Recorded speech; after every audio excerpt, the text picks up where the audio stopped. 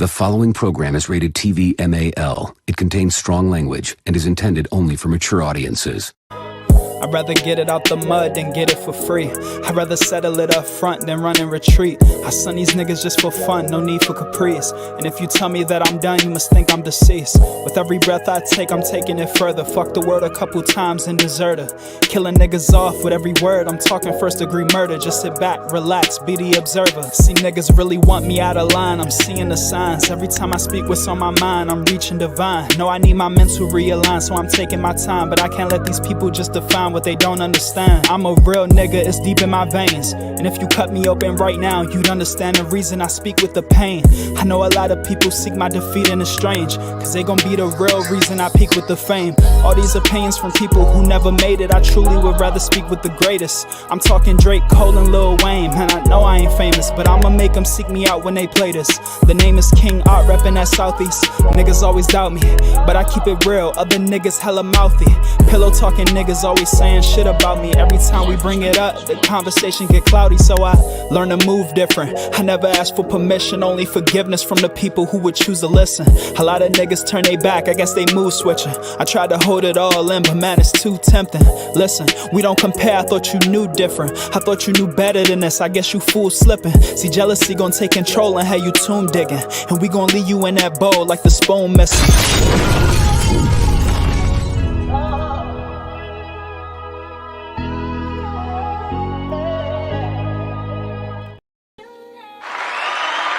All right. Ladies and gentlemen, welcome back to another episode of Up to Speed with Trip Simpson. I am your host, Trip Simpson, in the building. The king in the north! The king in the north!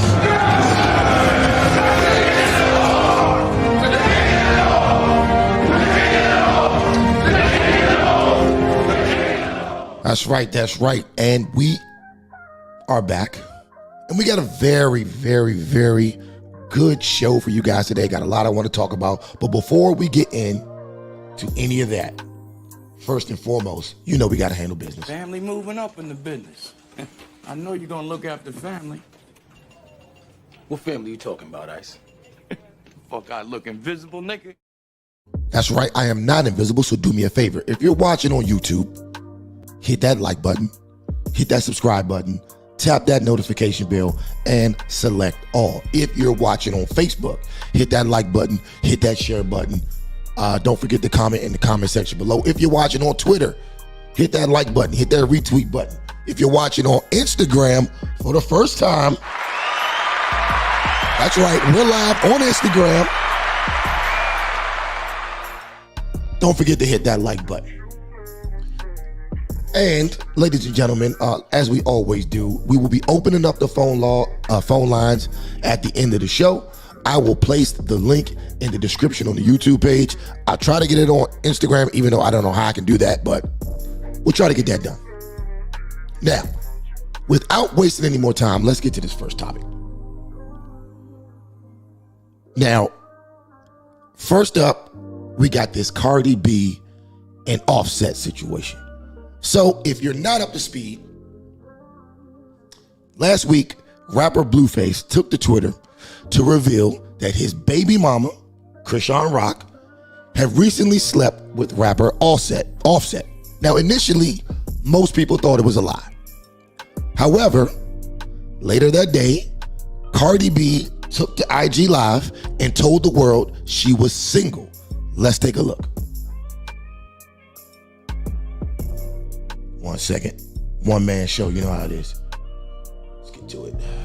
All right.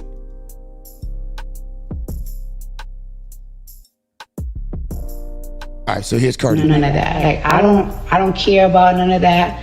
I don't want you to put me none of that. I don't know if y'all been getting clues from me for my live. I mean, I don't know if you guys been getting clues from me for my lives or from my stories when I put some certain music or from my own followings. When it comes for today's events and stuff, I don't know if it's true. I don't think it's true. I don't care to find out because I've been single for a minute now, but I have been afraid to like Now, peep game. She says she's been single for a minute. She's very nonchalant, not a care in the world. You know, Offset can do whatever he wants. Fine and dandy. Let's go. I'm not afraid. I just don't know how, like, to tell the world. But I feel like today has been like a sign. Like, the last time I got on live, I kind of wanted you guys to tell you. I kind of wanted to tell you guys, but I didn't know how to tell you. So I was like, I changed my mind. But it has been like this for a minute now. And I just took it as a sign. So I wanna start 2024 like fresh, open. I don't know, I'm curious for a new life, for a new beginning. And yeah, I'm excited. All right, that's enough of that. So, as you can see, she claims she's done with Offset. She wants to start a new life. She wants to start 2024, new beginning, this, that, and the third. Right? Now, quick disclaimer, ladies and gentlemen. I'm not speaking on this story because I'm into celebrity gossip.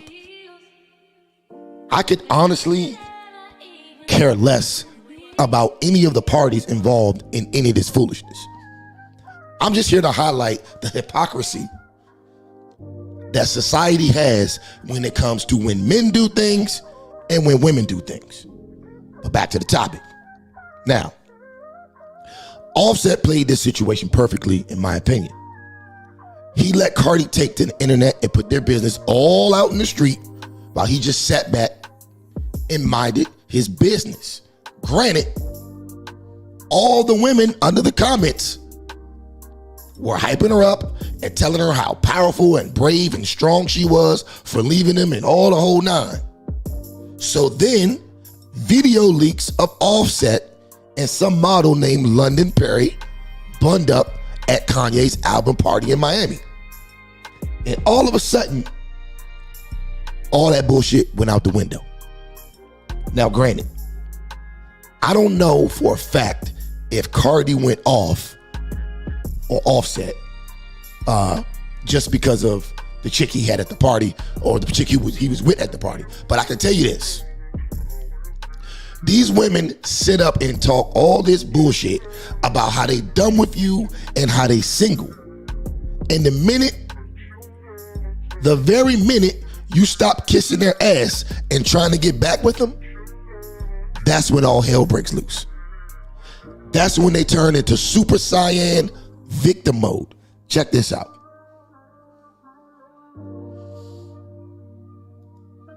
Check this shit out here.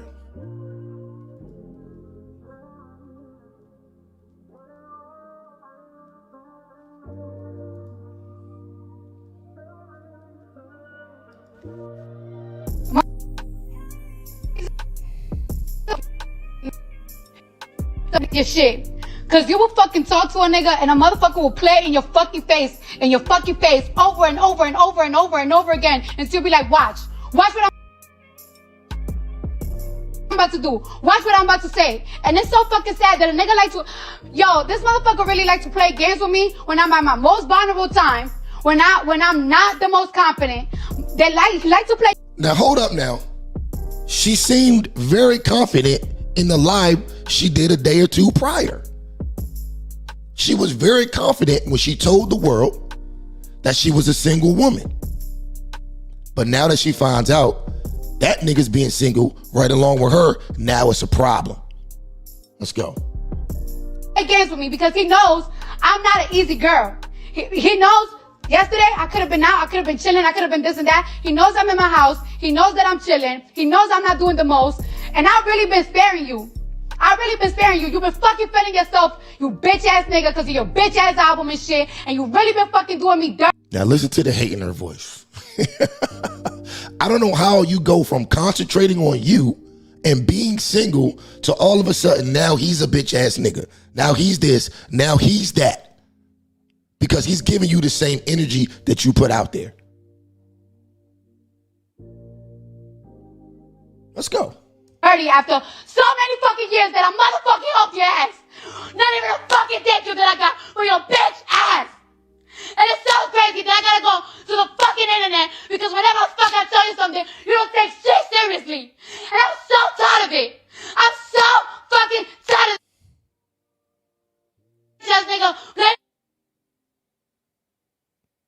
right, and so that's enough of that. Y'all get the point. I mean, what can I say? There's so much to unpack here. I don't even know where to start. I mean, off the break, I think we need to first address the hypocrisy of the sisterhood. Now, do y'all remember just a few months back when Keke Palmer showed up to the Usher show with her ass out in Vegas grinding up on Usher? Do y'all remember that? And her child's father tweeted his opinion on the appropriateness of her actions. All you heifers went crazy on the internet in these comment sections, going on and on about he should have kept that as a private matter and how he was a bitch ass nigga for speaking on her in public and the whole nine. Well, where the hell is that same smoke for Cardi B? See, this is why we can't take y'all seriously sometimes. Where's the energy? And I know I'm beating a dead horse because it's already proven without a shadow of a doubt that a lot of y'all are just incapable of holding yourselves or each other accountable. Now,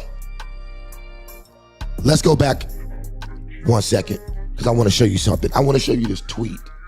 I want to show you this tweet that she posted right after that, which was absolutely crazy. Let's get to this tweet. Right after she went on that rant, she posted this tweet here. She says, Offset, you are a BAN, and trust me, I'm gonna effing take it there. She claims she's gonna take it there. Now, what do you think that means? What do you think that means? Let's read this again. You a bitch ass nigga, and trust me, I'ma take it there. Now, off bucks, this is harassment. And trust me, if this was a dude and this shit was the other way around and Offset sent a threat like that to Cardi, he'd be in court first thing Monday morning. And to no surprise, the sisterhood stood behind her after this statement as well. And it's so crazy to me how she can go live on IG one day and say she ain't bothered, then brag to the world about how single she is. But then when Offset minds his own goddamn single business and has a great time at Kanye's album party and at his own birthday party, surrounded by bad bitches, and trust me, he probably took his pick of the litter. Now it's a world war. See, once you throw that single shit out there, it's a wrap.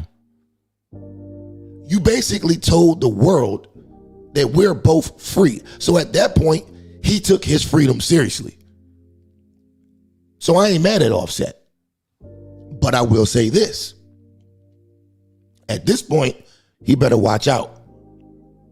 Because once you opt out of the game and move on, that's when they start plotting. And trust me, this broad is going to go for the jugular. She's definitely going to go for the jugular. And let's keep it a buck. I don't feel sorry for Cardi B.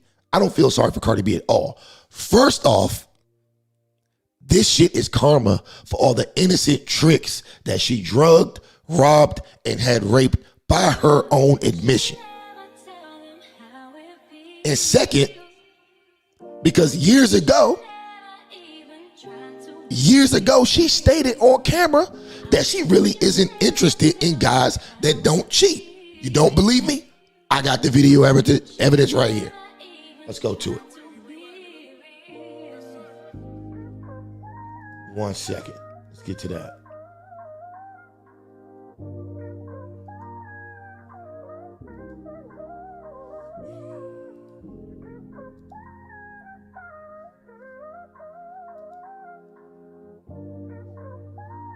We're gonna get to that real quick. Where's that shit at? Right here. Let's go.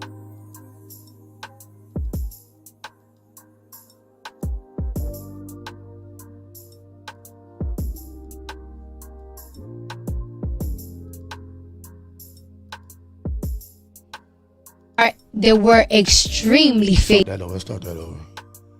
All right. Here we go. Men, they were extremely faithful to me. Were they ugly? No. Mad cute, super faithful to me. But it's like a lot of people, you know, when that whole cheating scandal came out, a lot of people say you deserve somebody faithful. But just because somebody like extremely faithful don't make you happy, because that's true. The guys that were extremely faithful to me, it just didn't work out. You just need to find somebody that you really in love with and make you happy. Because I have dated men that were extreme. So in other words, in the exact words of the late great Godfather Kevin Samuels himself, you cannot make this shit up. You can't make this shit up. But that's all I got for this Cardi B situation. I want to move on to Jonathan Majors. And I want to briefly talk about his situation, just briefly, one more time. And not so much about him. Not so much about him. But more so about what or how people seem to think, or how black women in particular seem to think that white women are the only ones putting black men in the trick bag out here these days. Now, I swear to you people, I don't give a flying fuck about what Dr. Umar Johnson or the sisterhood has to say about white men being dangerous, white women being dangerous for black men. And I talked about this briefly in a video on my channel the other day. There's no way in hell you can tell me at the ripe old age of 39, almost 40, that women are any more dangerous or even equal to the hell that black women have caused black men in courtrooms across this country over the last 50 years. And when I say women, I mean white women in particular. Niggas want to bring up Emmett Till and Rosewood and all these isolated incidents that happened generations ago. Like that shit somehow equates to the overwhelming amount of incidents of judicial abuse, is what I call it, on a daily basis. Now, how do I know? I'm a victim of the shit myself, so you can't tell me anything. But besides that, they've been using black women to take down black men for decades. But when you bring that shit up, they want to deflect and start talking about some goddamn Emmett Till and white women. Nah, we're going to address the problem of today. And this is no disrespect to the black women who aren't on that page. However, I'm going to have to address the ones who are, because there's so many of them, and I'm just seeing so much bullshit trying to point the finger at Becky when you know good and well you got work to do too. Now, why do I say that? One of the main instances that sticks out to me is none other than the Honorable Marion Barry. A white woman didn't screw Marion Barry. It was a black woman. A beautiful black queen enticed him to go to a hotel and coerced him into hitting the crack pipe on camera, and then he was raided by the FBI. And I'm gonna keep it a buck.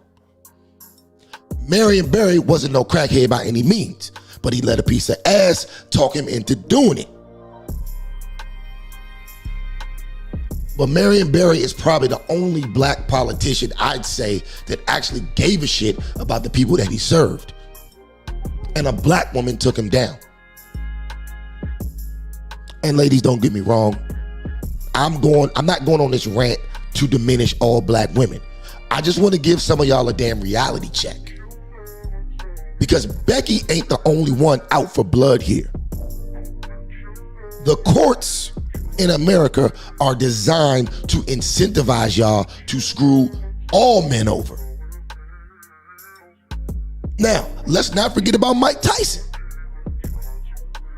He didn't rape that woman. Look at Pop. He didn't even sleep with the chick the night of the alleged sexual assault. The two other dudes in the hotel, Jeter, and they weren't even charged with anything. So yeah, we finna put all this bullshit to rest tonight. Y'all sitting up here trying to make it like Becky is our biggest problem or Becky is our biggest danger, when in fact, unfortunately, it's y'all. Faithful to me. Now, let's get to the next piece of evidence. Let's go. What I want to say is that anyone who thinks that women are out there reporting, doing false reports of rape needs to ask the woman closest to them in their lives about this. Ask a woman that you know if she would do that, or if she thinks that other women would do that, and you will get the answer no. He's Brian Banks, the high school football star whose life was derailed when he was convicted of rape, a rape he didn't commit. And this is the private eye who helped him get a second chance by getting the confession that exonerated him, setting him free. Well, tonight, the inside story of how Brian Banks got his accuser to admit on hidden camera that she lied about his raping her. Tonight, the I-Team's Joel Grover joins us with this exclusive story. Joel, it's just remarkable. It absolutely is. And the man you're about to meet has so far stayed out of the limelight. But tonight, that's about to change. Now, Private Eye Freddie Parrish is telling the NBC4 I-Team how this amazing undercover sting went down that helped make Brian Banks a free man. I did not know nothing about sex. So. You're watching never-before-aired video of Juanetta Gibson and Brian Banks in the minutes before her stunning confession that she lied when she said the high school football star raped her 10 years ago. This camera right here was in a plant. This is the man who helped Banks get the now famous confession on hidden camera. Private investigator Freddie Parrish. There's only one chance to get the goods. I mean, you've got to make it right the first time. Parrish's son played football with Brian Banks at Long Beach Polytechnic High in 2002, the time Juanetta Gibson made her false rape accusation. Gibson's family got $1.5 million settlement from the school district, and Banks got 5 years in prison and 5 more on parole.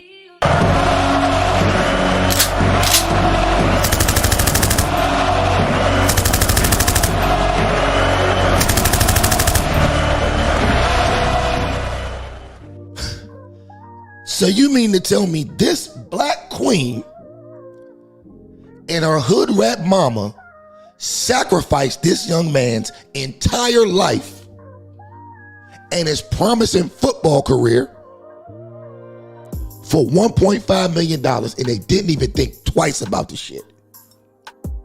And you gonna sit up here and tell me I gotta watch out only for Becky? Let's get real, man.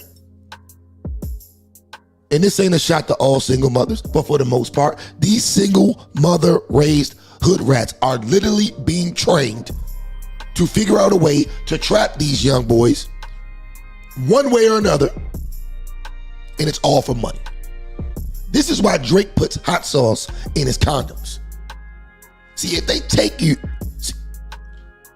we start that over. If they can't get you to go raw up in them, they'll figure out a way to shake you down in court with some fraudulent ass charges. That's the name of the game. They've been running this play for years. And all of a sudden, Jonathan Majors gets into some bullshit with Becky. And yes, there are issues with white women and black men in court, for sure.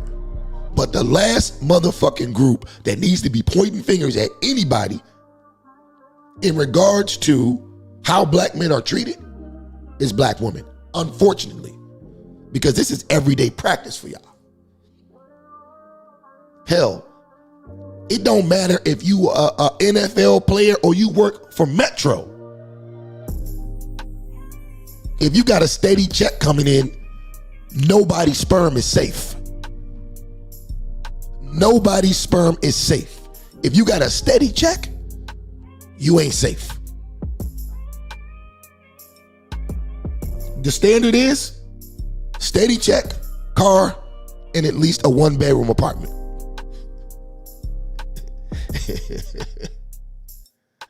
And you bait, man. You bait. But let's continue.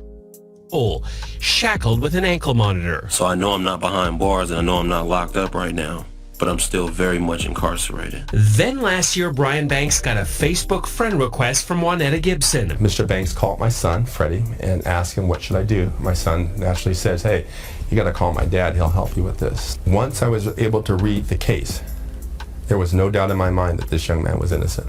Parrish devised a plan to clear Brian Banks' name. He wired his office. We had a pin like this with hidden cameras sitting in this pin holder and with microphones. We had put the audio device in that tree right there behind him. The private eye suggested Banks first invite Gibson to his office for a friendly chat about their past. All the scholarships, everything. Brian Banks asks Gibson for help in clearing his name. I will go through with helping you, but she's afraid of losing all that money from her settlement. All that money they gave me, I don't want to have to pay it back. All that, because that will take a long time. Now comes the hard part. Banks had to convince Gibson to come back the next day and talk to the private eye who was helping free him. I needed to get her to basically recant everything that she said that Brian did 10 years ago. If I let this man down, I would have to live with that the rest of my life.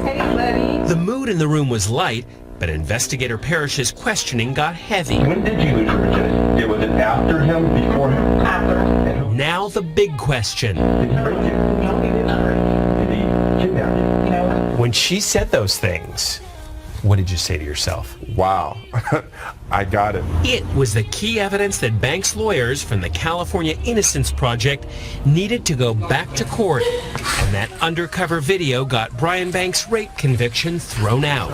Banks' lawyer, Justin Brooks. Well, the videotape is a slam dunk in the sense that she's recanting her testimony. She's specifically saying that he did not rape her. Parrish has had big celebrity cases and well-known clients. But this assignment had a different kind of payoff. No, I had an opportunity to make a difference in a man's life. And finally, what about Juanetta Gibson, who got all that settlement money after making a false accusation? We asked the DA's office and the school district if they plan to try and recover it. They wouldn't comment. But Banks' lawyer and private eye say most of that $1.5 million settlement has probably been spent. You know, in fact, Joel, a lot of the neighbors and even some friends have come forward saying that money was spent left and right, and on a lot of things, including cars, a lot of cars. It is thought that she's gone through, or her family has gone through most of that money. In fact, when she showed up for that meeting, she took a bus.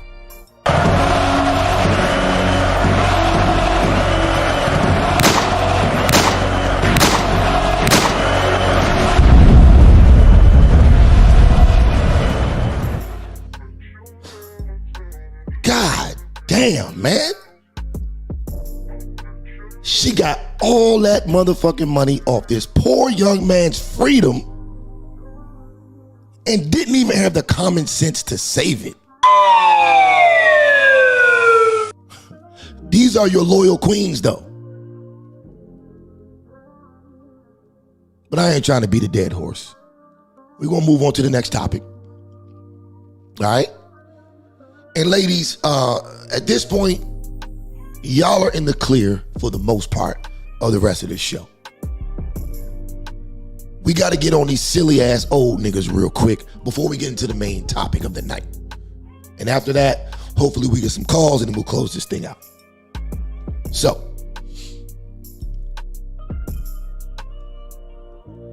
we got to talk about Willie D, rapper Willie D, and Boyce Watkins, Dr. Boyce Watkins, who had a back and forth with college professor Dr. Jared Ball. Now, yesterday, Willie D posted a clip of Dr. Ball talking about black business. And in typical Willie D fashion, he totally missed the point of what the professor was trying to get across and proceeded to write a 3 paragraphs worth of insults towards the man without even challenging his main point. Let's get to it.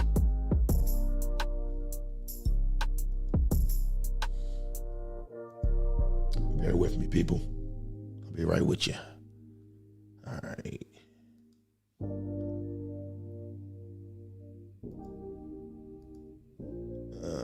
One second. There's nothing wrong with.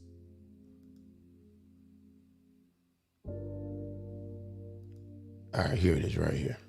There's nothing wrong with supporting black business. It's just not going to solve the problem of poverty and inequality and wealth. I tried to do this a little bit, but the short version is black businesses target black people. Black people don't have any money. From 1992 to 2012, black people created 2 million plus businesses and the capture of the national sales revenue went down from a paltry 1% to like 0.3%. The point is that black people can't create businesses in the sectors of the economy that generate real wealth. Black businesses don't have enough to hire many people. They don't have benefits. They're not paying people. In fact, most black businesses pay people below the average national salary. And again, because and we see it all the time. This is why, and people get mad when they see these people, they get to a certain size and then they sell out, or they sell to the white business that buys them up.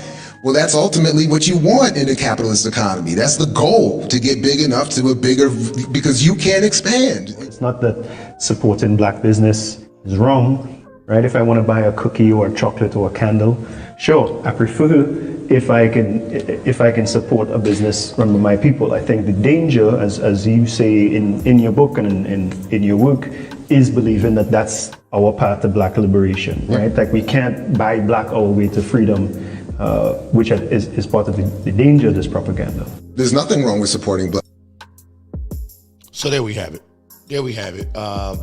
That's what the professor had to say. And here's Willie D's response to what he had to say. Willie D.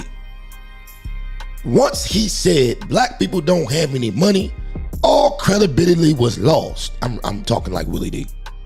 If you send a fool to school, he will return an educated fool.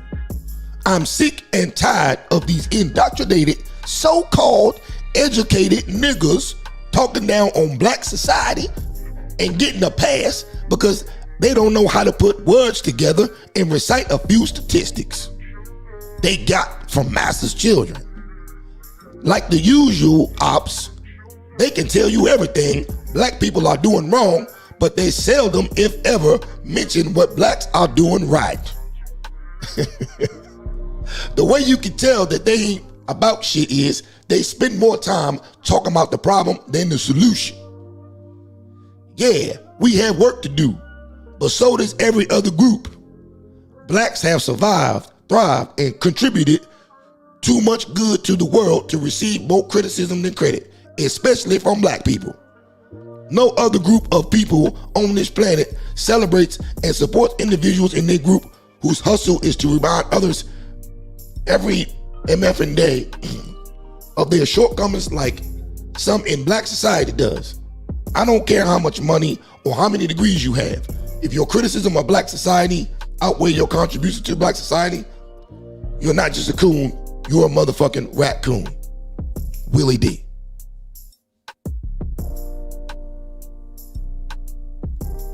Willie motherfucking D.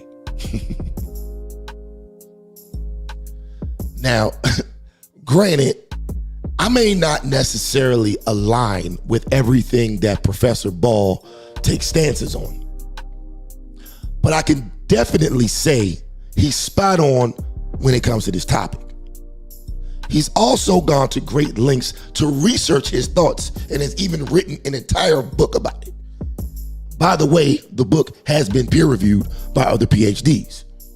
But somehow, some way, Willie D feels like he's qualified enough to counter Dr. Ball's point when he himself has a very, very shaky resume when it comes to finances. First off, his rap career was definitely less than lucrative. Like most washed up rappers,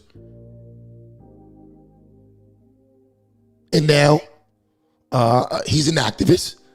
But before he was an activist, he was a goddamn scammer. That's right. This nigga was selling non-existent iPhones to people online and eventually got his dumb ass locked up. Let's get to the article. And I read this article before on a previous video I did about Willie D. I always find it very necessary to bring this up, because Willie D just irks my goddamn nerves so much with his stupid ass opinions. Oh shit, let's get that back up. So let's get to it. Rapper Willie D sentenced in wire fraud scam. William James Dennis, aka Willie D, has been sentenced to prison for his conviction on wire fraud charges stemming from his purported sales of Apple iPhones through a company known as Texas One Wireless. United States Attorney Jose Angel Moreno and FBI Special Agent in charge Richard C. Powers announced today. At a hearing today before United States District Court Judge Gary Miller, the rap music recording artist was sentenced to 12 months and 1 day in federal prison for a scam in which he admitted to posing as an electronic salesman and using eBay to establish his credibility with international buyers. Once the buyer showed interest, Dennis directed the buyer outside of eBay to conduct sales via email. Dennis will serve 3 years on supervised release following completion of his prison term and was ordered to pay $194,000 in restitution, less than the $13,912 that was seized at the time of his arrest. Numerous foreign individuals have placed orders on Dennis 44 for iPhones and other electronics. Dennis required payment to be electronically transferred to his bank account. Once the transaction was confirmed, Dennis would send tracking numbers for the packages that were never shipped. When the buyers complained about the receiving of their purchases, Dennis would claim he had filed a complaint with the postal service or hired carrier and that he could not refund their money until he knew where his goods were. Eventually, Dennis would cease communication with the victimized parties. 35 individuals were defrauded of $194,000 between September 2008 and April 2009. Dennis was arrested by FBI agents on May 13th, 2000 as he returned from a trip overseas and was indicted on June 9th, 2009. We'll stop right there.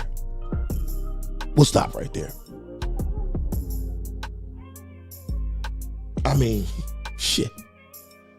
Real talk, why are these niggas able to have a voice? Why are we still listening to these niggas? How in the hell does this man even get to talk about anything besides sports and music? How? Why do we take Negroes like this seriously? I mean, I just don't get it. This man has absolutely no knowledge on the topic of black economics or economics in general. And to be more specific, the only experience that he has on running a black business was a fucking scam. So in the words of Willie D, no more talk.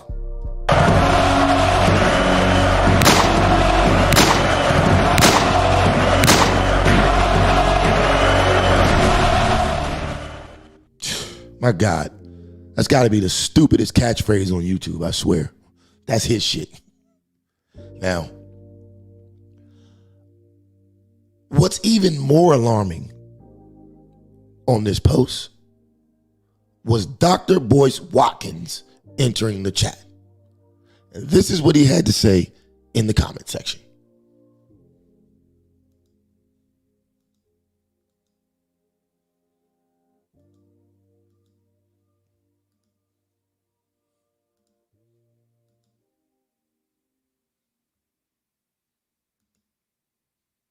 All right, so here's Dr. Boyce. Give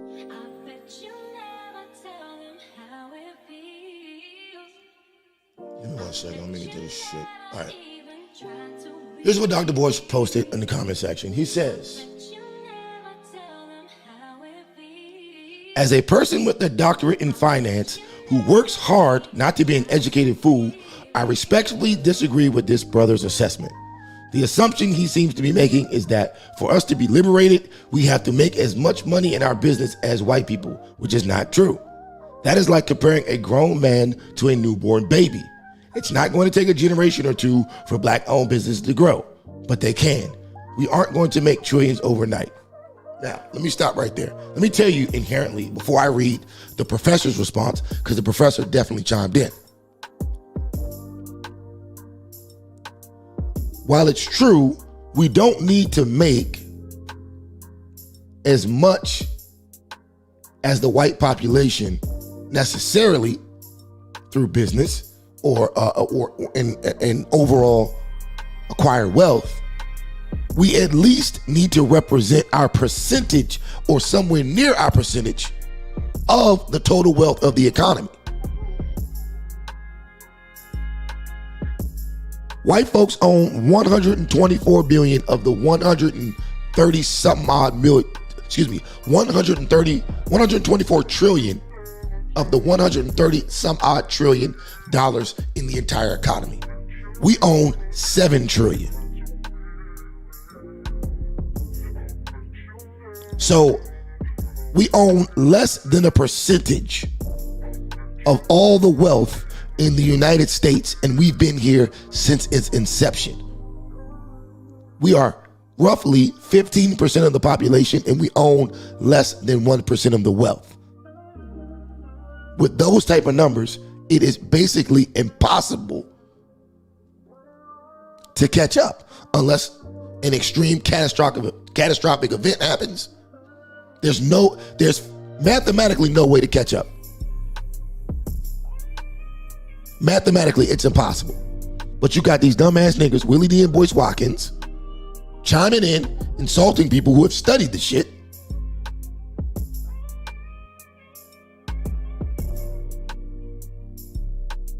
Because they can't handle the truth. Now let's see what the professor had to say. Professor says, but I've invited you to discuss and debate that, and you've refused. You are wild for even popping up here. Willie is of course wrong and name-calling to mask its confusion, but you know perfectly well you have refused to engage and ran circles to avoid me in Baltimore. I dare you to read my book and write a peer review or post one on your channel explaining exactly where I'm wrong. Do you see the preface? The preface to the second edition is written by Dr. Derek Hamilton,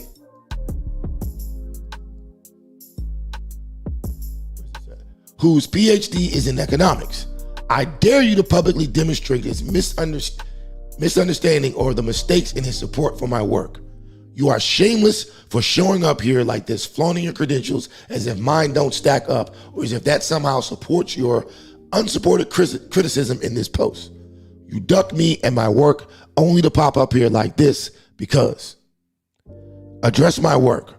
I dare you and Willie D and anyone else to.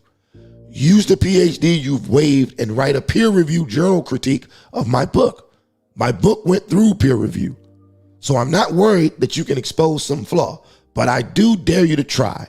I've called no one any names, but challenge any of you to engage my work and be this loud then. This man watched the clip and wrote a disrespectful and ignorant comment, which you then co-signed with more ignorance under the banner of a PhD. Act like a scholar and do the work and support your claim. The work is here. I'm right here.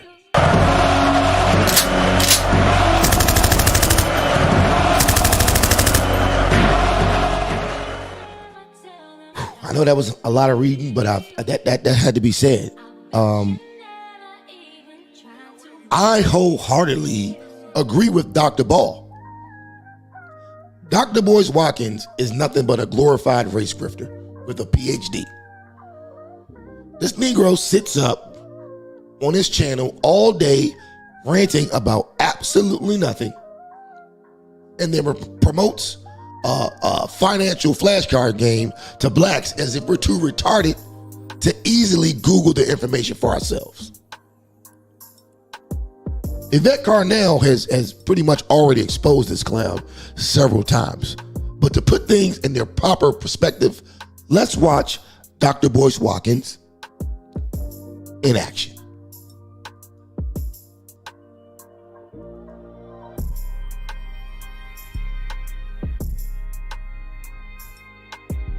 All right, so. Oh, shit, hold on. Wrong video. God damn it. 1 second. Here we go. Really thought this through. He's really laid this out. This is going. Let me give you some context here. So this is Dr. Boyce Watkins co-signing the Tesla Real Estate Fund. Here we go. And my instinct said, okay, he's really thought this through. He's really laid this out. This is going to be nice. This infrastructure is solid.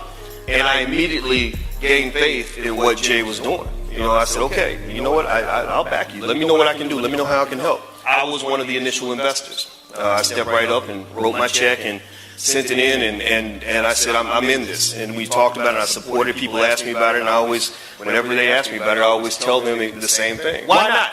Why wouldn't you want to participate? I believe in the fund. I believe in Mr. and Mrs. Morrison. This is just the beginning. I am happy to invest my money. I will invest more money. I can't wait to see all the great things that are done in the future. Together, we can do anything. God bless everybody.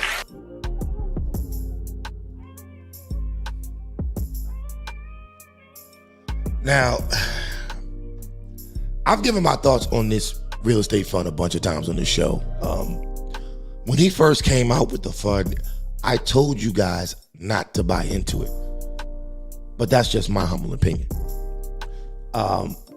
Let's actually read the SEC filings to see how this fund is actually doing. And that should give us a good idea as to whether you should actually take Dr. Boyce Watkins' advice or not.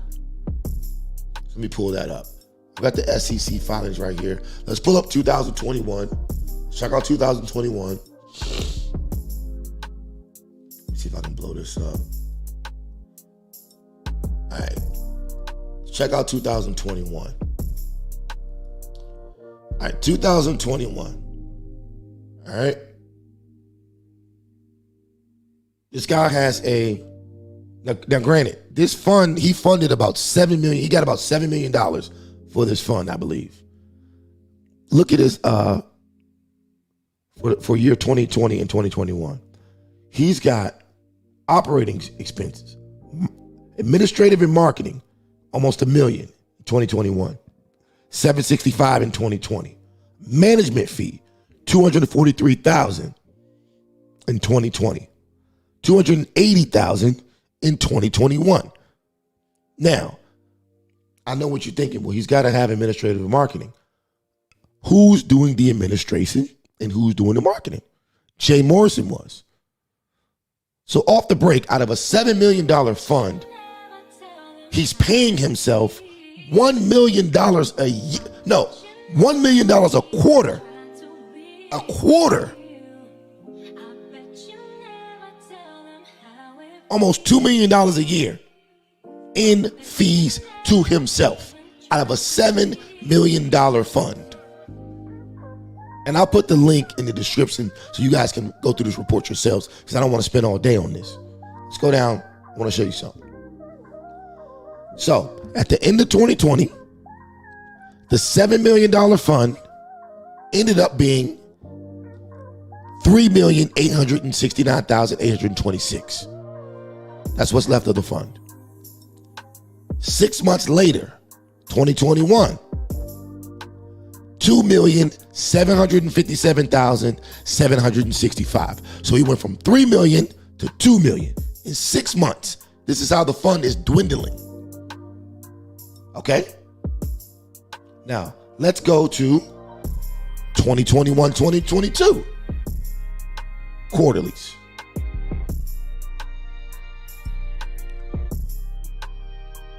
Look at this shit. The fund went from 2 million to 2,757, now down to less than 1.5 million out of $7 million.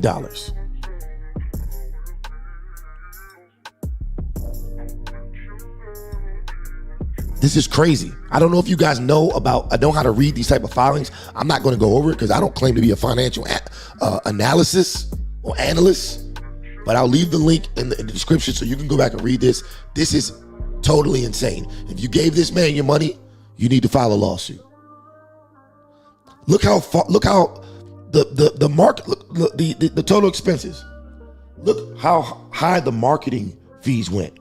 They went from $700,000 to $800,000 to $900,000 in 2021 to $1.4 million in 2022. And then you add the $300,000 onto that. That's almost $2 million Jay Morrison collected in a 6-month period from this fund. I'm not sure if you guys understand what this means, man, but shout out to my man JP.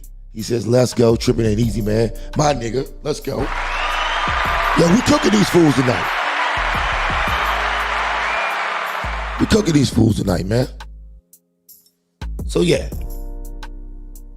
And I got one more thing I want to show y'all. I want to show y'all the Better Business Bureau complaints from people who invested in this weak ass fund that Dr. Boyce Watkins told you to invest in. Now, on average, according to the Better Business Bureau, he has a 1 out of 5 star average for customer reviews. Let's read some of them. I have submitted the required forms to request a return on the investment. This was done on 9/1/23. I have only received email messages stating my request has been received. I want my money returned. Let's read more complaints.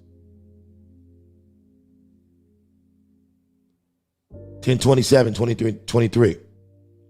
My wife and I paid nearly $8,750 to blank blank, also known as blank, to purchase into the Tulsa real estate fund. We were told we could get our money back anytime after a year. They spending money like crazy and refusing refunds.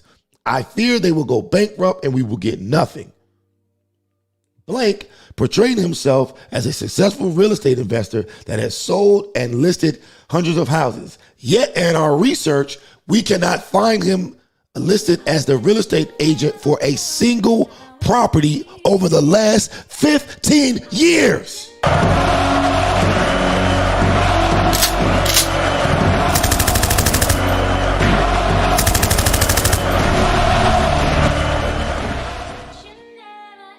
I'm gonna stop it right there.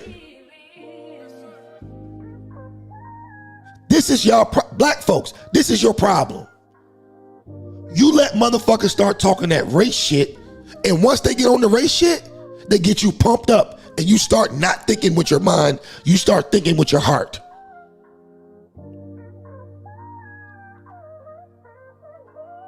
Stop listening to these race grifting ass Negroes. Anybody who leads their conversation with race, for the most part, if they're not talking statistics and solutions, is only trying to get your money. But y'all should have known off the break, Jay Morrison is not from Oklahoma. So the minute the nigga named this shit the Tulsa Real Estate Fund, you should have noticed the grift right away. You should have noticed the grift right away.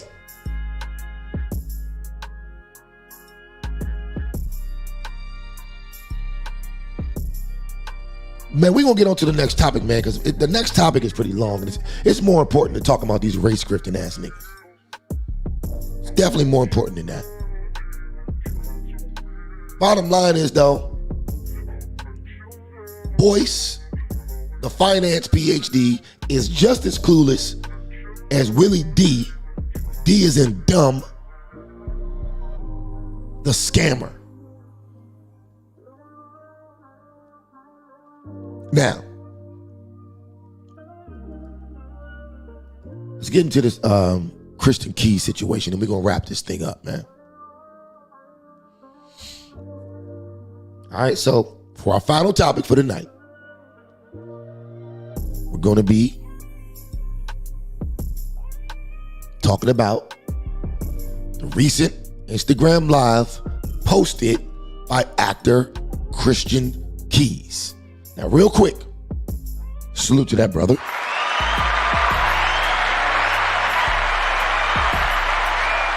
Because it's not often that heterosexual black men speak out and people actually listen. But somehow, some way, this man has been able to get people to listen to him. And it's funny because to me, it appears as if the fake woke ideology is self-imploding day by day. See, it all started with the ABC Mafia and the feminut cartel. Playing victim and subjecting your everyday, average, normal American to their propaganda by way of cancel culture. But now, thank God Almighty, the chickens are coming home to roost. Those chickens will return that evening to your barnyard, not your neighbor's barnyard. I think this is a prime example of the devil's chickens coming back home to roost. See, at this point, society is begging to see what those of us conspiracy theorists have known for a very long time. The real predators come out of the establishments I mentioned prior, the ABC Mafia and the feminut cartel. Now, in this video, Christian Keys goes into detail about how he's been treated and what he plans to do to rectify the situation. Now, if you read between the lines and you put two and two together, it's easy to assume who he's referring to. But nonetheless, let's go ahead and get to the video. I'll try and play as much as I can, but keep in mind this is a very long video. So we'll try to play as much as possible, but I may have to skip a few parts because it's very long. Bear with me. At the conclusion of the video, I want to take some calls. So, I mean, if you ain't doing shit, let's get it, man. We got Instagram in the building. We got Facebook in the building. We got YouTube in the building, and we got Twitter in the building. Let's get it.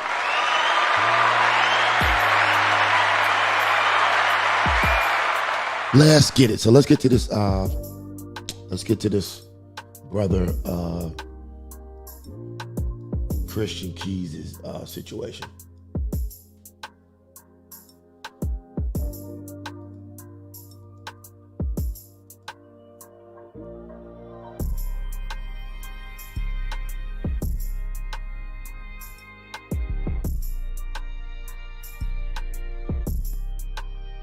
My experience.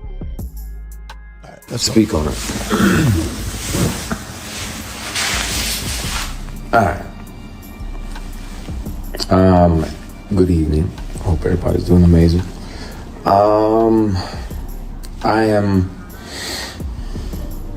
I've been speaking to my brother about making a declaration of my experience. What I experienced with certain powers that be that were moving inappropriately. And I really, it's in my bone marrow to discuss that because...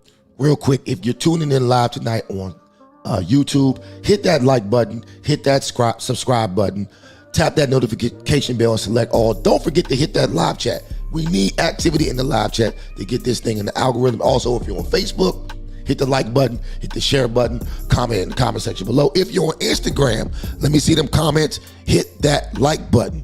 Also, if you're on Twitter, hit the like button, hit that retweet button. Let's get it up to speed with Trip Simpson. We rolling tonight. Because thankfully God built me the way that he built me, but I'm not sure, based on this person's claims and brags, that he's literally got, at the same time this person was sexually harassing me for years.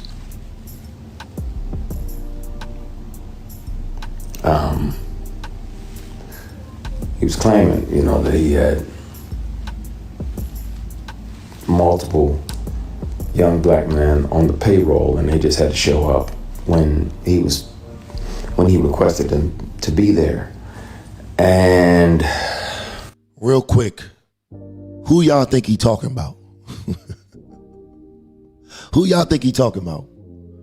Real quick, put a 1 in the chat if you think it's Tyler Perry.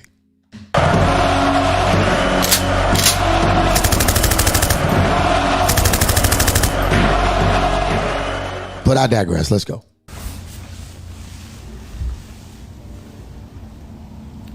Clearly, that's why it felt to him that it was okay to say these things. And I want to have these discussions. I want to be transparent with y'all about that. I've done my best to forgive this person, but it happens. It happens. It's not just women that have to deal with it, but it's also men sometimes. And it'll be men tempting men. And that's why a lot of my posts over the last few years have been about taking the scenic route, you know, taking the long way around, because if that means that you can carry your integrity with you, then, and it's 11/11. Thank you, Heavenly Father, for another opportunity to connect with you. Please forgive my sins, my shortcomings, my bad decisions, and my mistakes. Please continue. Bear with me, ladies and gentlemen. Trust me, this conversation gets really interesting. You guide and protect us as only you can. Everybody that's watching, it's not a presentation. If I see 11/11, I try to have another conversation with God. So thank you, Heavenly Father. I appreciate you. We love you. We thank you. In Jesus Christ's name we pray, amen. That's interesting. But there are people that will and have and will continue to, unfortunately, offer these things. And some of them are your heroes. Some of them are people who y'all like, oh yeah, such and such is amazing, and he does this and he does that. Yeah, but he also does this and that.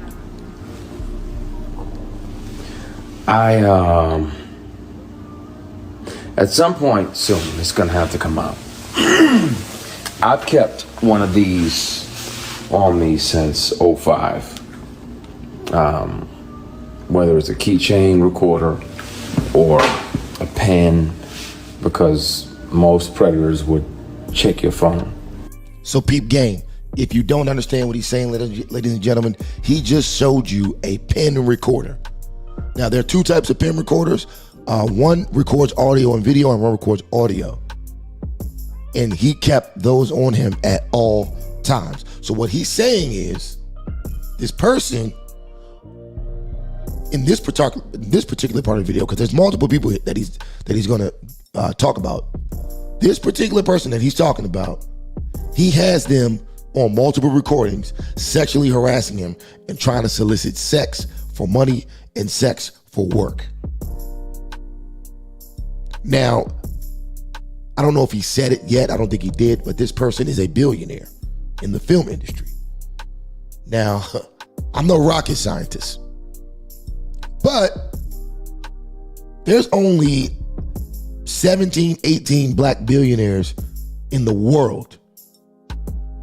And only one of them is a filmmaker.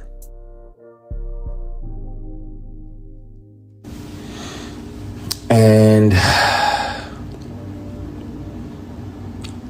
once the sexual harassment started, I was like, well, I got to protect me, because I'm saying no, and I don't want this person, as powerful as they are, to try to get in the way of my work. So I started recording So I have them offering me money to take my clothes off. I have recordings when I wasn't working with them or for them. I have recordings of them confessing that, you know, the other guys that they have on the payroll, all of the above. And the difference is, the wonderful thing about confidentiality agreements and non-disclosure agreements is that they can't prevent you from turning all of those things over to the police, because sexual harassment is a crime. Attempted sexual assault is a felony.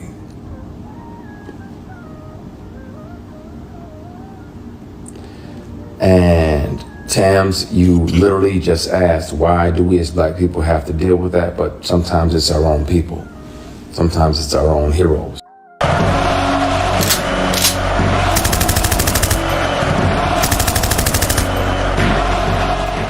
Shout out to him for not allowing the grift. This is a moment where we have to look in the mirror. This ain't got shit to do with white folks. This is us. Sometimes it's the very people we deify. And we look up like, oh, they're doing so much, they're doing so much. No, they're also doing this.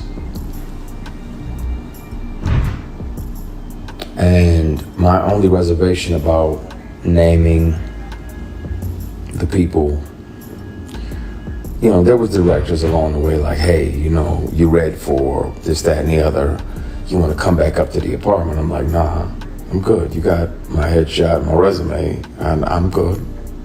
You know if I can handle that or not. You know I can kill that, but I don't need to come up to your apartment. We already had the audition.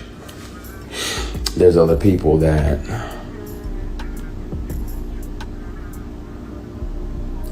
I want to say everything, and my brother was like, nah, not yet. I want to tell it on the mountain, over the hills, and everywhere.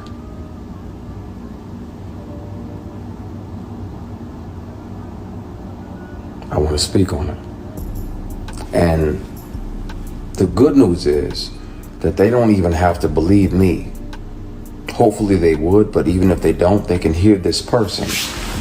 Since sexual harassment started, I've carried many recorder devices on me, keychains, pens, thumb drives with a charged battery that get 6, 7, 8 hours, all the above. So I have the conversations. I really want to air that shit out because it bothers me when I'm alone at night. Like, man, the world is celebrating this person and they don't even know. All right, we're gonna skip a little bit ahead in the interest of saving time. Let's go. Recordings down to the police department and let them hear this individual. I wasn't working for him in the month and the year that he showed up to my apartment and offered me $100,000 to take my clothes off. He said, I don't even need to touch you. I just want to see you naked. I declined. Because again, scenic route. I got my integrity with me. I'll take the long way around. But being that I wasn't working with him and we were in my apartment, he had visited my apartment to offer me a job of this fall because the lead of this particular project was going to do something else, so he needed another lead. I recorded it because I didn't trust him, and I had told him over and over, and he still always tried shit. Just tried shit. So if people don't believe me, they can hear him in his voice. I have always kept something on me. Always. Even if my phone is off. Something else is if I'm around somebody that has tried to sexually harass me, pressure me, intimidate me into some nonsense, I've always kept something on me so I could protect myself, because if they're that powerful and they feel that entitled, then they can also try to get in the way of your work. I want to speak on it. All right, we're gonna skip a little bit further. Like I said, this is a damn hour video, so we ain't gonna watch this whole thing. We're gonna get to the best parts though. Let's go. But yeah, you get a grown-ass man that knows that you're heterosexual and you're sleeping off Hennessy in his guest room because he says it's safe. Because I know I'm banned, so I'm after a big party. Won't say what type, won't say where. I'm asleep. I'm gone because I'm 4-5 Hennessy's deep and not short Hennessy's either. And this dude tries to climb into bed with you. So you spaz out, push him out, like what the fuck? Get ready to leave. He apologizes, blame it on the alcohol.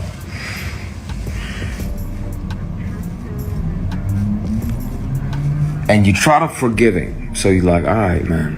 All right, I'm gone. You shake his hand on the way out, and he tries to grab your penis. He tries to shake and grab your equipment.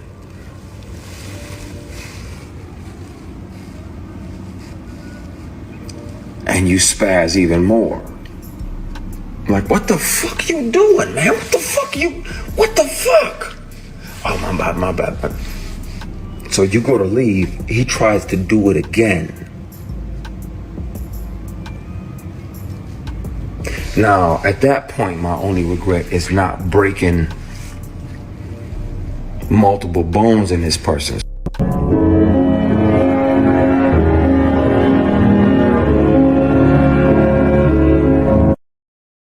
Yo, this shit is absolutely crazy, man. I'm gonna let this nigga cook, man, and we're gonna talk about this shit, man. The link to the call-in is in the description on the YouTube page. So if you want to call in, hit the link in the description. I'll also put it in the chat if you want to call in. We're gonna talk about this shit. Face.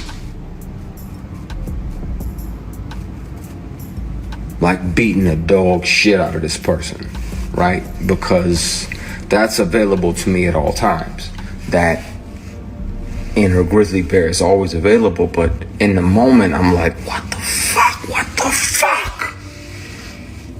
And but you got a guy that's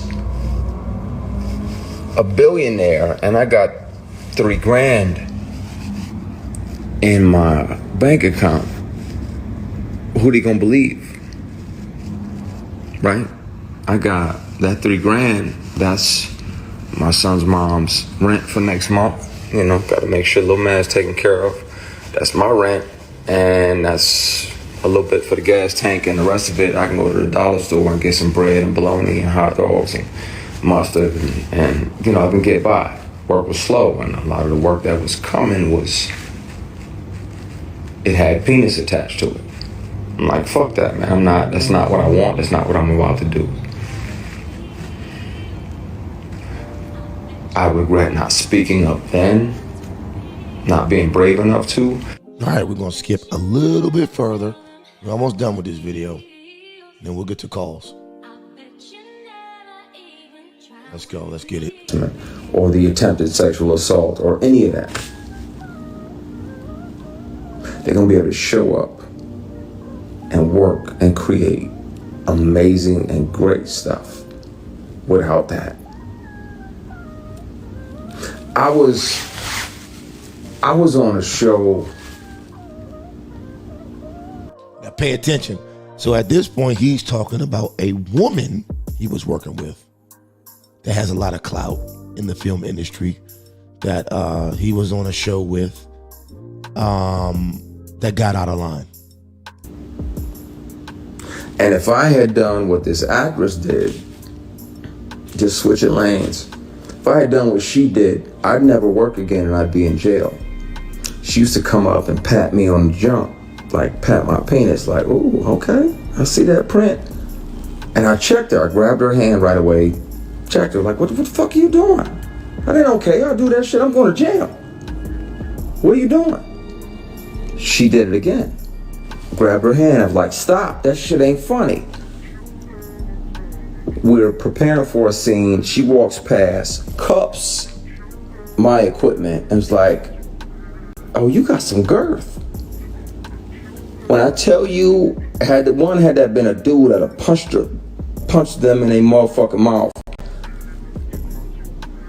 If I behaved like this woman, this particular actress had done, in that moment, I'd be in jail, I'd be canceled, and I would never fucking work again.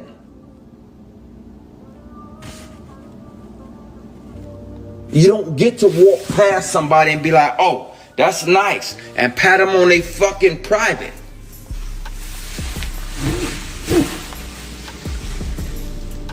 What I get to call my job is a blessing, and I love it. All right. So, and on that note, we're going to get to this last part, and then we're going to wrap this up. And this is another interesting part, because this is another person that he's about to talk about. You good? Yeah, it's not. Yeah, and if you know me, then you know I'm a grown man. Don't call me pretty boy. That's some bullshit.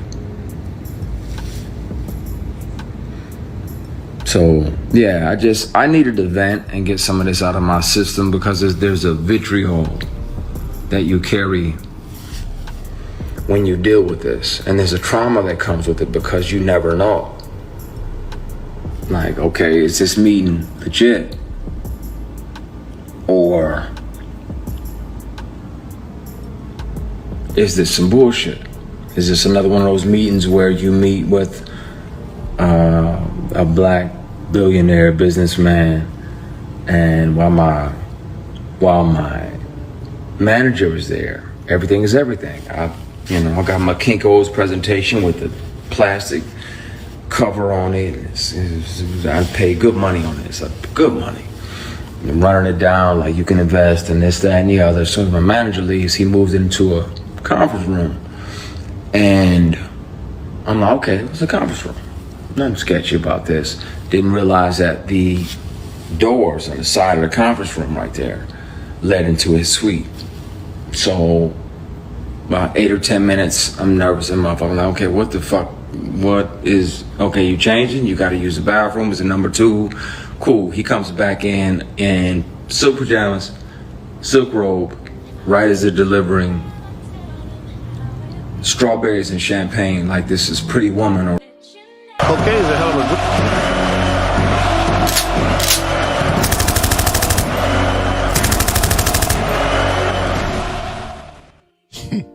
Let's go. We almost done. Let's get to the calls after this. For a fucking date.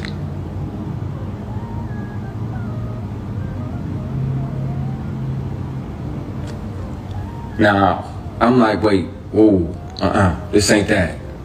I'm not him, and this ain't that. I'd love for you to invest in my company. He probably should have, because he would own a piece of all the Queensman. The books I've already sold, the 6 or 8 books I'm about to release, all of that. He would have had a piece of all of that monetarily, but he didn't. He was thinking with his dick. And yeah, he came back in, grabbed a strawberry, sat down, and I was like, yeah, I'm leaving. You got my presentation, I'm gone. He's like, are you sure? I said, yeah. Yes, I'm sure. I'm sure. He's like, are you sure? That second, are you sure, means if you don't stay and do what I want, you're not going to get what you're hoping for. Now, this particular guy is out here paying tuition for entire classes of HBCUs.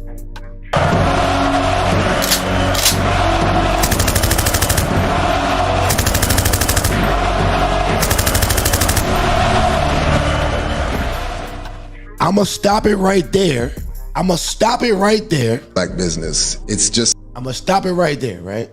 And I'm going to say, I'm going to type this into Google. Billionaire tuition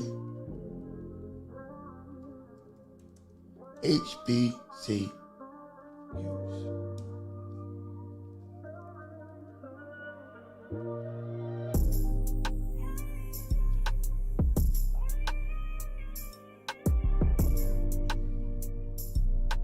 Who comes up? Billionaire tuition HBCUs.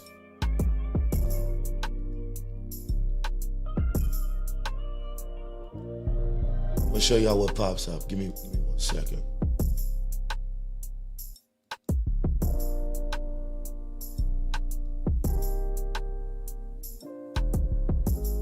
What pops up? Granted, there's only about 17 or 18 billion black billionaires on the planet. Who pops up? How many other billionaires have paid for scholarship or who have paid entire tuitions for HBCUs?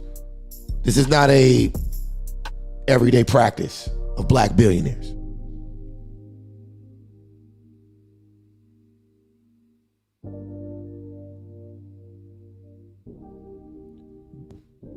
Look, allegedly, I'm saying, is it him? Is it him? I hope not. I hope not. But that brings us into a deeper conversation. And I'm going to leave the link to that interview in the description. I'll put it down there later so you can watch the whole thing for yourself. It is very interesting. But like I said earlier, this just goes to show you that the conspiracy theories or the alleged conspiracy theories from the early 2000s, where niggas was coming out telling you about the music industry, the film industry, and just getting to billionaire status as a black person in the first place. They told you what it entails. Nobody paid it any mind. But now all these stories are coming out about how these black folks in these prominent positions are pretty much abusing everybody that looks like them left and right in order to get them to the next level. It's like you got a whole ABC mafia gatekeeping organization that will not let you get to the next level if you black without doing something strange for some change. And it's black people holding the gate.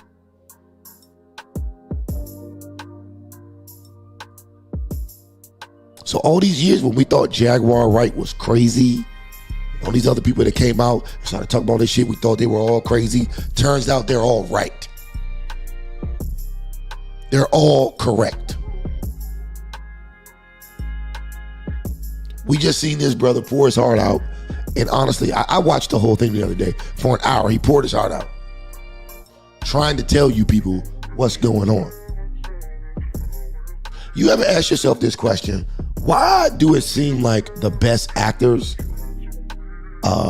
only the best black actors are only like B-list, C-list? Why? Because they don't want to get slutted out. They don't want to compromise their manhood for money. And the sad part is, it's other black men who are trying to compromise them.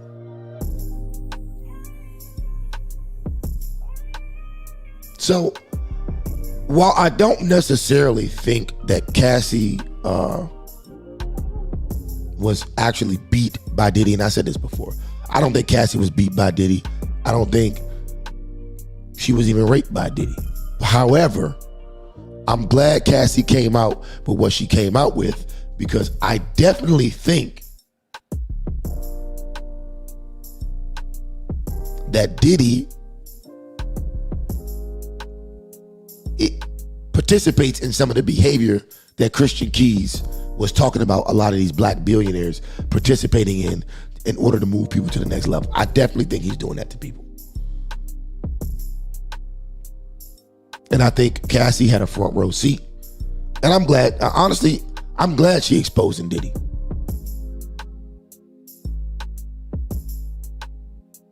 I'm glad she is. Because this shit needs to be exposed. These people are sick. And if you look at what's really going on in the entertainment industry, they're trying to push their sick ideals onto our children. TV gets sicker and sicker. Music gets sicker and sicker every single day. And who are the gatekeepers of this particular entertainment? Sick people. But I'm not going to rant on and on about it. What we're going to do real quick is I've got the link to call in pinned to the top of the YouTube chat and the Facebook Straight Talk No Chase chat. Also, it's in the description of the YouTube, on this YouTube video, and it should be on the description of Facebook. Hit that link if you want to give your 2 cents. What we're going to do right now is we're going to go to a quick commercial break, and we'll be right back.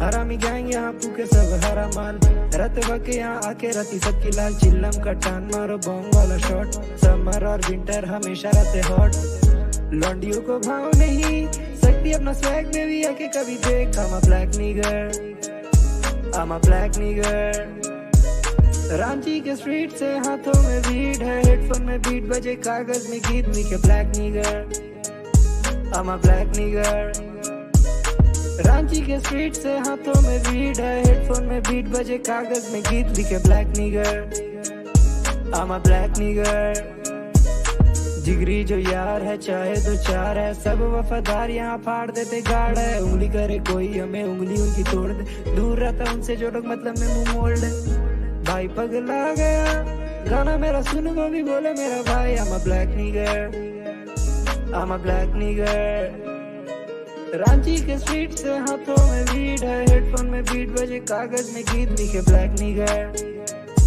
I'm a black nigger Ranchi के street से हाथों में beat है headphone में beat बजे कागज में गीत लिखे black nigger I'm a black nigger रस्ते पे मैटर है लेते हम क्या करे टॉमी करे भाग यहाँ बैठा एक रैकर है सांप पर जगह धोखा देते साथ रह करे साथ देखो माया मेरे पागल सा रैपर पैसे नहीं पास में आए होते घास में लगते हैं प्यास I'm a black nigger I'm a black nigger खत्म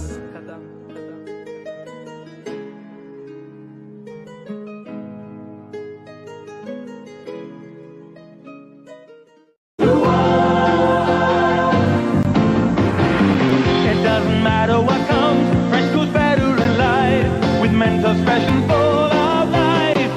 Nothing gets to you, staying fresh, staying cool with Mentos fresh and full of life. Fresh goes better with Mentos fresh. Fresh goes better with Mentos fresh and full of life. Mentos, the fresh maker. Violent crime is surging in Louisiana. Woke leaders blame the police. I blame the criminals.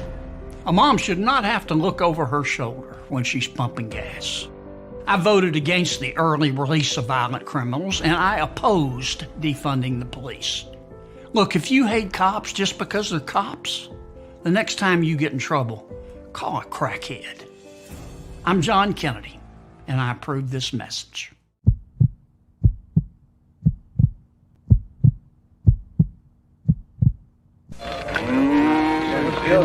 I don't know what chicken.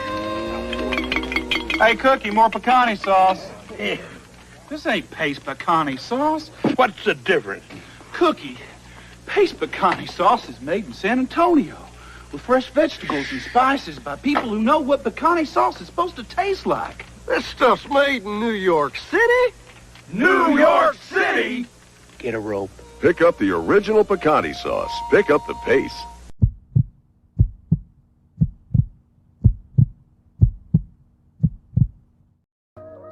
All right, we're back. We're back. After that brief commercial break, and ladies and gentlemen, going once, going twice. I don't think we have any call-ins. That's fine. Shit, we've been going on for an hour and a half now. So I just like to reiterate, just to run down through the show. I think Cardi B is full of shit. For sure. I think Willie D and Dr. Boyce Watkins are full of shit. And I think that people who have something to say about black men dating whoever they want are full of shit. Especially the women who have an opinion on it, because these same women are pretty much responsible for the downfall of the community anyway. Not all the women. Not all the women. But what do you think? Listen, whether you agree, you disagree, or you're indifferent with anything we talked about on the show tonight, do me a favor, leave a comment in the comment section below. Also, don't forget to hit that like button. Don't forget to hit that subscribe button. Don't forget to tap that notification bell and select all for myself and the rest of the crew here at Trippin' Ain't Easy TV. Peace out. Catch you on the next one. Hey, tell everybody where you at. Tell everybody Jungle Juice is the place to be. Jungle Juice is the place to motherfucking be.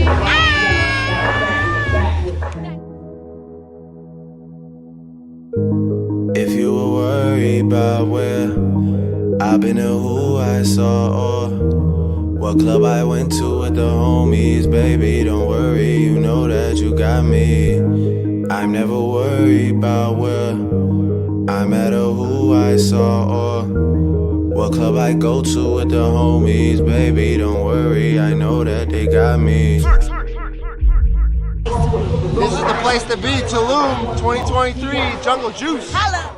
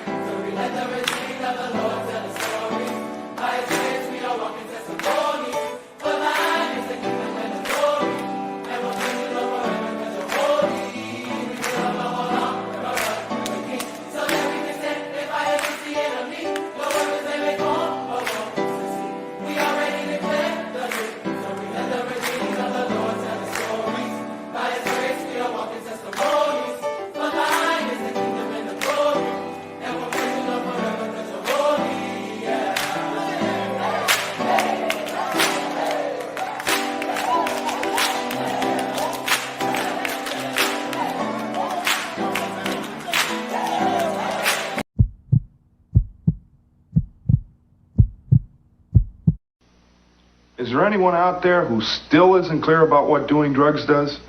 Okay, last time. This is your brain. This is drugs.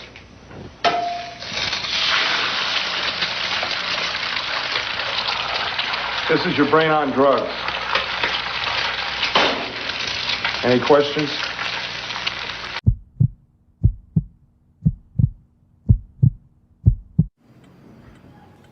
This is your brain. And this is heroin. This is what happens to your brain after snorting heroin. And this is what your body goes through.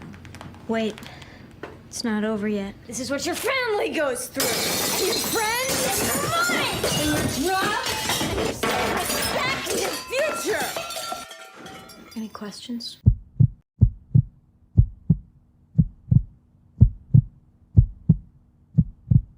It may be a bad shot, but this is real. I mean, the bones, that's real. Yeah, my bones, yeah. I'm 5'7" and thin. I can understand what you mean. But that's not just thin. No, what is it? Diane, tell me. Do you know? It's scary thin. I can believe what you feel. I can believe that. But do you really know? Do you really know? No, you know. Thank you. Anorexia. No way. They've written it. No way. Bulimia. No way. That it's because of drugs. No. Mm-mm. Now, I grant you, I partied.